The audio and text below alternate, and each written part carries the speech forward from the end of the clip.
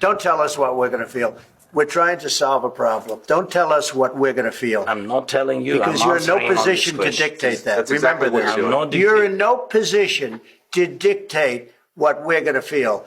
We're going to feel very good. You will feel influenced. We're going to feel very good and very strong. You will feel influenced. You're right now not in a very good position. You've allowed yourself to be in a very bad position.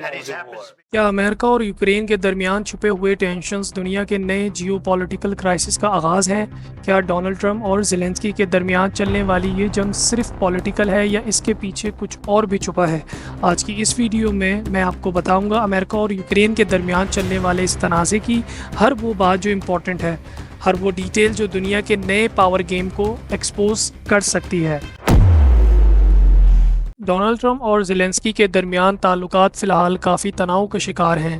पिछले चंद दिनों में दोनों रहनुमाओं के दरमियान कुछ नफरत अंगेज वाक़या पेश आया है। व्हाइट हाउस में एक मुलाकात के दौरान ट्रंप और ज़ेलेंस्की के दरमियान शिद्दत इख्तियार करती बहस हुई, जिसके बाद ज़ेलेंस्की को किसी मुआहदे के बगैर वहां से जाना पड़ा। इस मुलाकात में ट्रंप ने ज़ेलेंस्की पे इल्ज़ाम लगाया कि वो यूएस की मदद के लिए शुक्रगुजार नहीं हैं और रशिया के साथ अमन के लिए अपनी कमिटमेंट जाहिर नहीं कर रहे।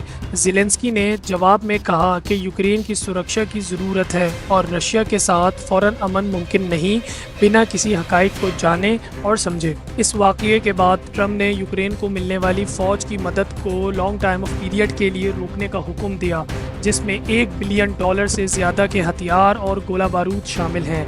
ट्रंप ने कहा कि ज़ेलेंस्की रशिया के साथ अमन के लिए कोशिश नहीं कर रहे और अगर ऐसा ही रहा तो उनकी लीडरशिप ज़्यादा देर तक नहीं चल सकती बिना यूएस की मदद के। इन हालात के बावजूद ज़ेलेंस्की ने अपनी डिप्लोमेसी पर जोर दिया और उम्मीद जाहिर की कि यूएस की मदद जारी रहेगी। उन्होंने कहा कि अमन के लिए मजबूत गारंटी चाहिए और रशिया पर भरोसा नहीं किया जा सकता। इन सब वाक़यात से ज़ाहिर होता है कि ट्रंप और ज़ेलेंस्की के दरमियान ताल्लुकात में कशीदगी बढ़ रही है, जो यूक्रेन के मुस्तकबिल के लिए एक मुश्किल सूरत हाल पैदा कर रही है। वीडियो में आगे जाने से पहले ये समझना ज़रूरी है कि अमेरिका और यूक्रेन के दरमियान ताल्लुकात कैसे शुरू हुए। यूक्रेन यूरोप का एक अहम मुल्क है जो रशिया और वेस्टर्न ब्लॉक्स के दरमियान एक बफर जोन की तरह है। 2014 में रशिया के क्राइमिया के बाद यूक्रेन और अमेरिका के ताल्लुक और भी मजबूत हुए और अमेरिका ने यूक्रेन को मिलिट्री और फाइनेंशियल मदद देना शुरू की और ये मदद रशिया के मुखालिफ ब्लॉक का हिस्सा बन गई। यूक्रेन का इतिहास बहुत ही पेचीदा और दुख भरा रहा है। यूक्रेन एक वक्त पर सोवियत यूनियन का हिस्सा था। 1991 में सोवियत यूनियन के टूटने के बाद यूक्रेन ने अपनी आज़ादी का ऐलान किया और एक नया मुल्क बना। यूक्रेन का एरिया यूरोप के सबसे बड़े ममालिक में से एक है और इस मुल्क के पास बहुत ज़्यादा नेचुरल रिसोर्सेज हैं, जैसे कि कोल, आयरन और वीट। लेकिन यूक्रेन को हमेशा एक पॉलिटिकल बैटलफील्ड समझा गया है, जहां रशिया और वेस्टर्न पावर्स अपना असर रसूख बढ़ाने की कोशिश करते रहते हैं। डोनाल्ड ट्रंप और ज़ेलेंस्की के दरमियान पहली मुलाकात 2019 में हुई थी, जब ज़ेलेंस्की ने यूक्रेन के प्रेसिडेंट का ओहदा संभाला था। 2019 का फेमस फ़ोन कॉल स्कैंडल, जिसमें ट्रंप पर इल्ज़ाम लगा कि उन्होंने यूक्रेन से बाइडेन फैमिली के ख़िलाफ़ इन्वेस्टिगेशन करने का कहकर मिलिट्री एड को डिले किया था। ये इल्ज़ाम ट्रंप के इम्पीचमेंट ट्रायल का एक अहम हिस्सा बना था। उस वक्त भी ट्रंप और ज़ेलेंस्की के दरमियान टेंशन नज़र आई थी। अब जबकि 2024 और 2025 में रशिया और यूक्रेन की जंग अपने सबसे ख़तरनाक दौर में है, ट्रंप और ज़ेलेंस्की के दरमियान एक और क्लैश सामने आया है।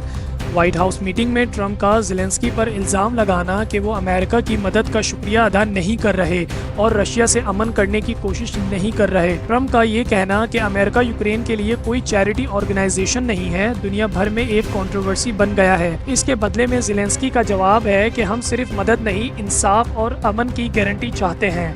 डिफरेंट मीडिया रिएक्शंस और पब्लिक ओपिनियन को देखें तो द टाइम्स का कहना है कि ट्रंप का ज़ेलेंस्की के साथ ये रवैया 2024 के इलेक्शन का ही एक हिस्सा है।